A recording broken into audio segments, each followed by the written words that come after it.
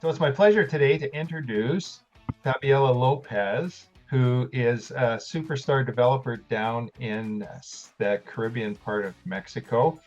She is also a lawyer, graduated from Canadian University, University of Alberta, actually, just right up close where I'm from, and has been developing with her family properties for, I believe, about 8 years now. And if I'm right, you're actually like the boss and you handle like on hands-on and, and you're right in there. And so you told me as well your family's been in the business, the contracting business and building for about 15 years. Is that right? Yes. Hi, I'm Fabiola. Yes, in different kind because we started like having some properties and building some houses here and then. And my sister used to work for a big company that makes supplies for construction, like concrete and that stuff. Right.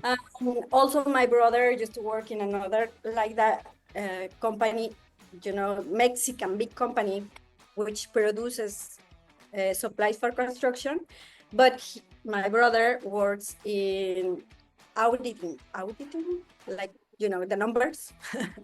Oh, accounting, yes. Yeah, kind of accounting, like supervising the accounting. And and my sister was doing projects, but kind of big projects like infrastructure, roads and that kind of stuff. That's how my family became, close to these kind of things. Well, it sounds like a perfect combination. It's diversified experience, but when you bring it all together, it's like a perfect puzzle for a great development company. And also it was, bringing stuff. It wasn't like we want to make a construction company. No, it wasn't like that. It was like uh, the things and the skills from each one were, adding until we finally did the developer company, which is a few years ago. Um, the difference is like when you are developing, you are responsible for everything from supplies, project, sales, licenses, and permissions, not just like construction per se. So that's why it took us like a few years to be like confident and secure that we can do like was kind of medium scale projects, because now like the one we are like working focus on, because it's not like small, it's a building with 38 units. It's kind of a little bigger than houses. And that's just a little project for you. Yeah. Right. I mean, just doing one house, you've got to deal with the approvals and the politics and then all the timelines and coordinating the trades and getting materials there on time.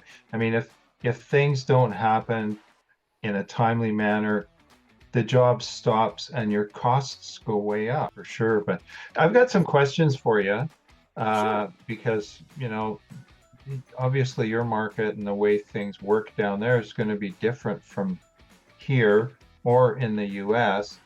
Uh, you had mentioned about owning near the coast, and that if you did, it was a different type of ownership than if you were back inland. Could you talk about that and how that works?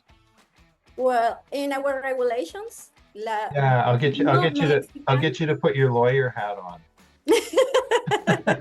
Okay. In our regulations for not Mexicans, it's like 30 kilometers from the water, like from beach to inland. Right? The not Mexican cannot be like owner, like in the rest in the land of Mexico.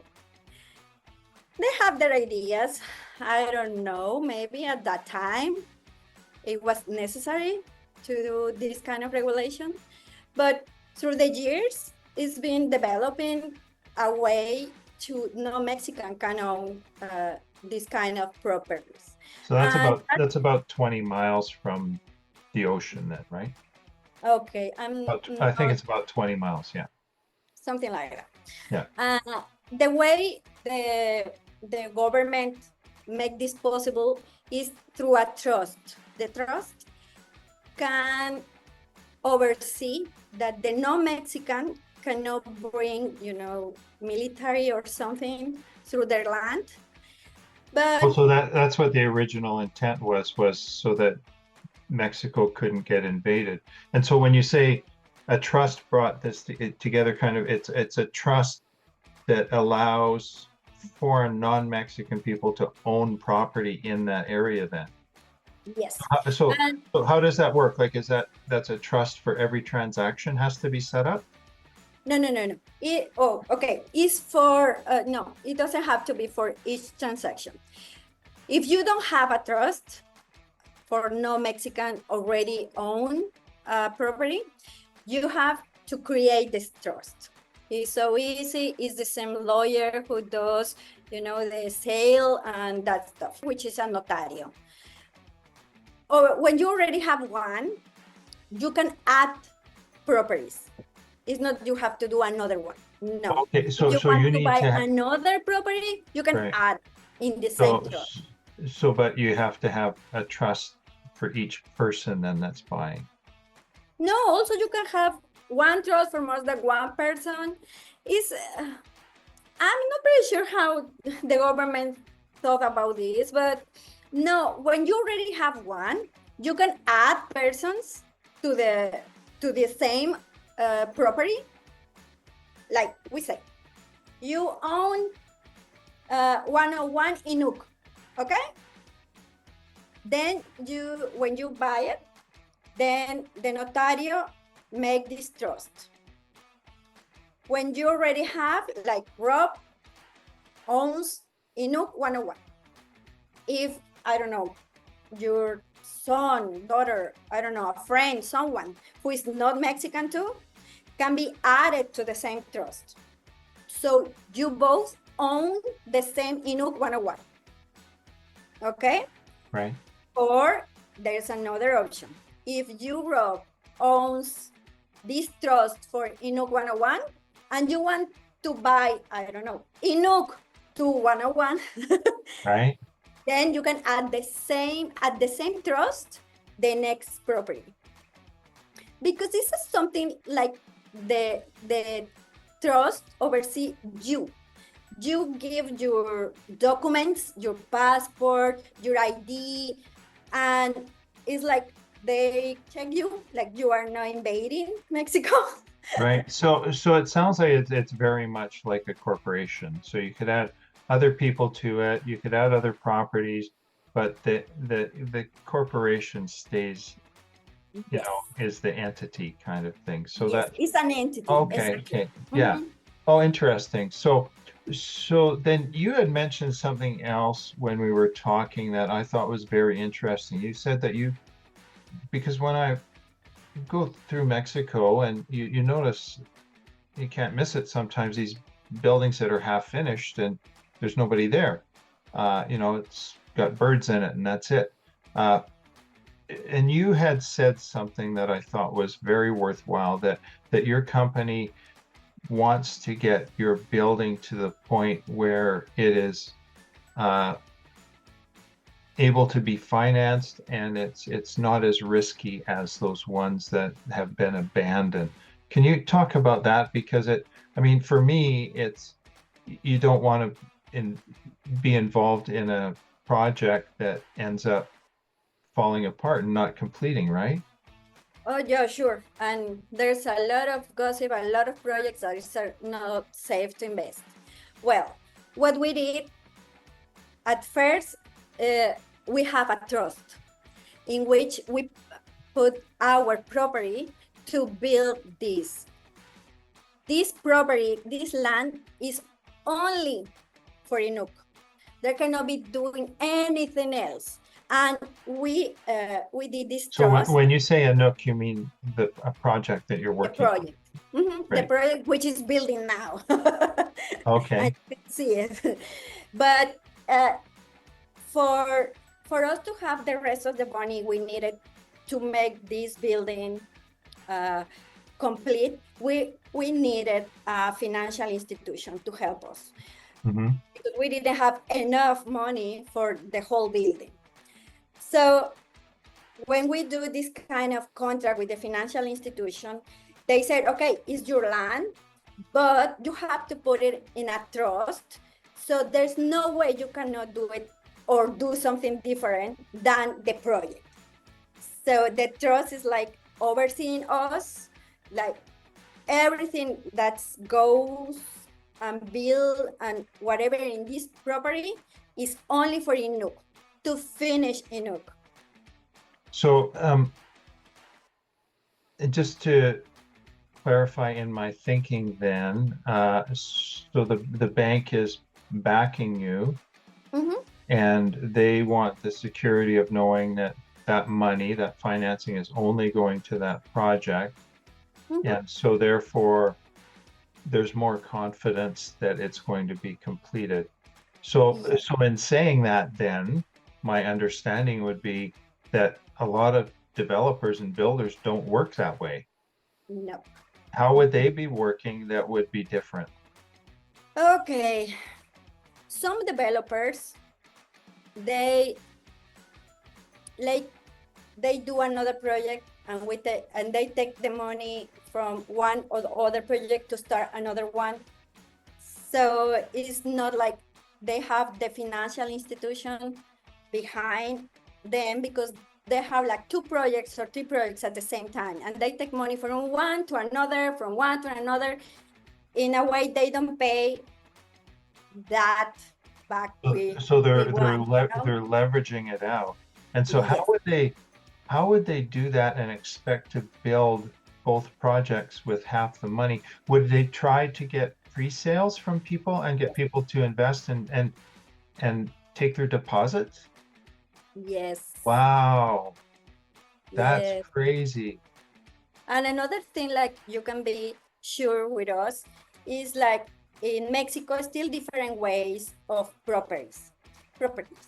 If you check our properties or our projects, they are all in the we could say best way the property could go ahead, because we have another kind of, actually not properties, but they say it's property, which you have the use of that land or property, and you can do something there, but actually it's not a property, it's the use.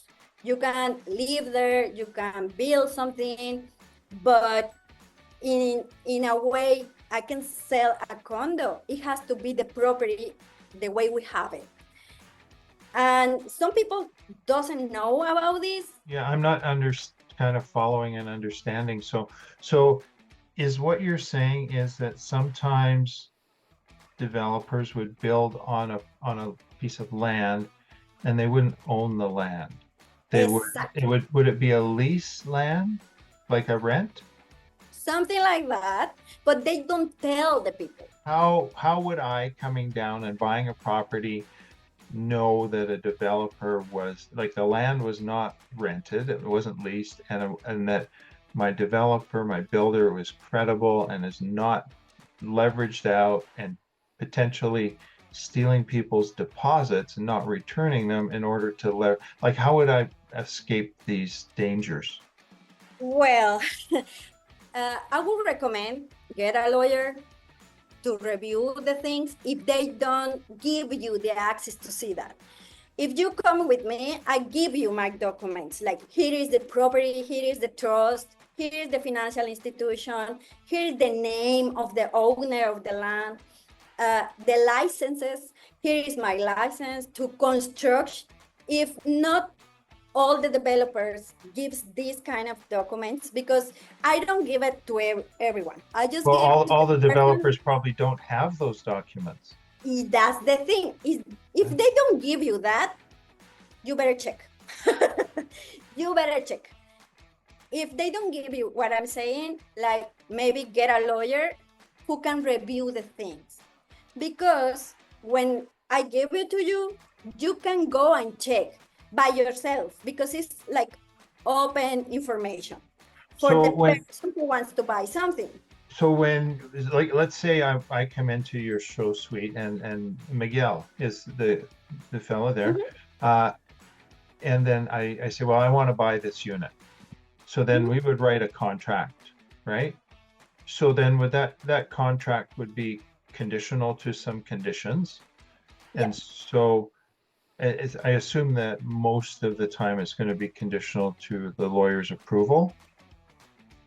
And then what other conditions would be on there? Financing? Would there Yeah. be an inspection condition? Yeah. The first thing is just to review the legal things, the documents. If you see it, and well, another thing is everything is in Spanish. So if it has to be someone you can trust, like what he's saying is what is there. That's why I say, like, you can ask me. Okay. And after that, there's, of course, there's conditions. Uh, for me, like when we talk, when we met, I can give you my documents, but it's Mhm. not open to everyone. So I'm not saying that other developers don't give you, they're doing kind of fraud or something. No, I'm saying like review it, okay? Because not all the people is the same access like you have with me, okay? That's different for in some companies, like big ones, and they have a lot of people like to talk with. Maybe they don't have the access, so they have to ask for it. And when you review it, from my point of view, like I'm developer and you are buying a condo in Inuk, I give you my documents, you review it, or your lawyer, and then I say, okay, if you agree with my documents are okay and everything is fine, your lawyer said it's okay, go ahead. Then we have a conditions for the financial, like yours and mine. If you're going to buy with me, condo in Inuk, I give you my documents. If you want to see the financial institution, which is giving the money to finish, okay, I can give you.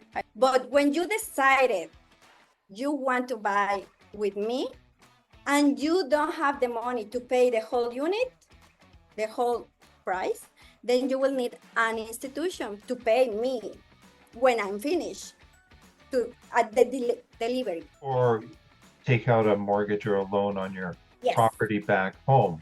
yes. If you do it in back home, I have nothing to do, just delivery. Right, right. Yeah, sure, because they're basing it on the equity that you have back in your home or your investment properties there.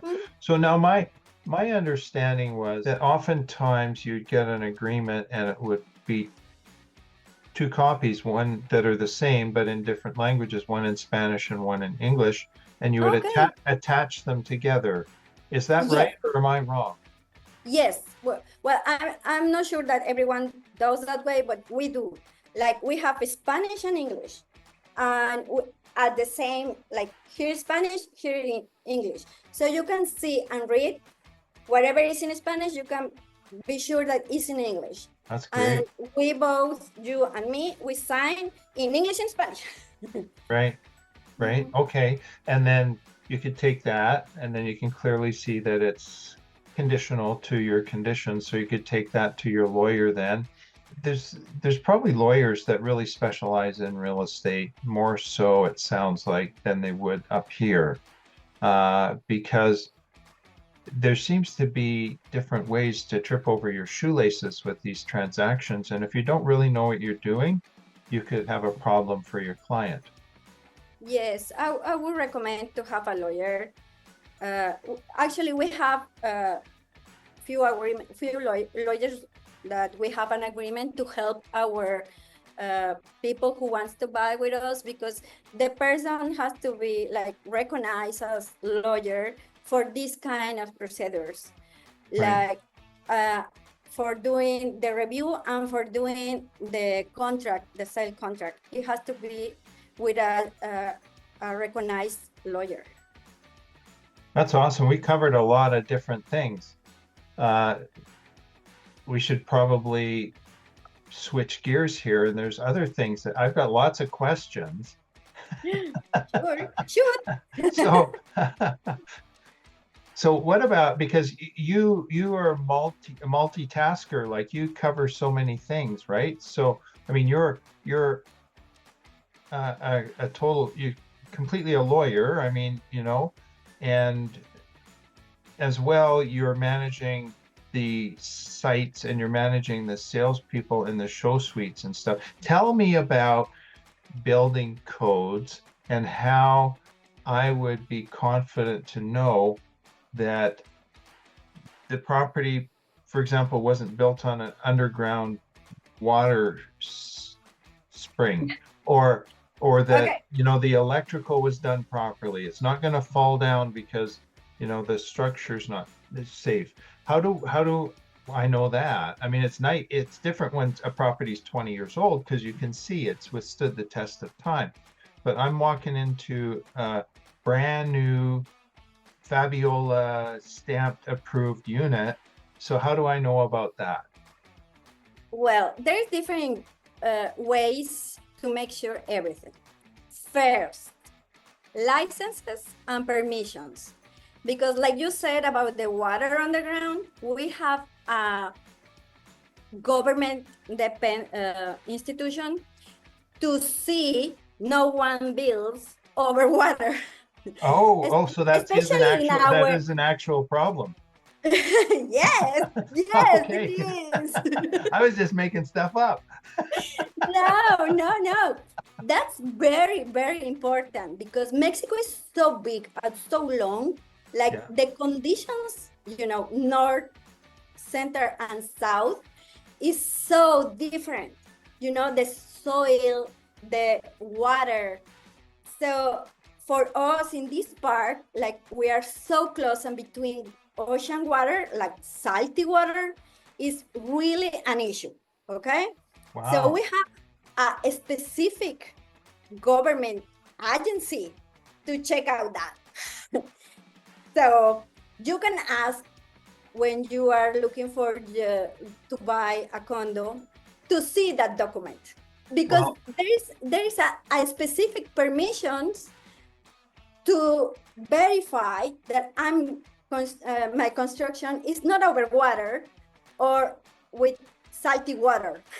there's so much more to talk about. I want to talk about this some more. I want to talk about building codes. I want to talk about things like cockroaches and tarantulas and termites. And I want to talk about buying close to the ocean or buying further apart, buying in expat areas and gated communities, or buying in 18 plus. So many questions. Can we have you back again? Of course, anytime. Maybe next week we'll do this again. But thank you so much. I appreciate it. And we'll talk really soon, Fabiola. Thank you a bunch. Thank you. Bye.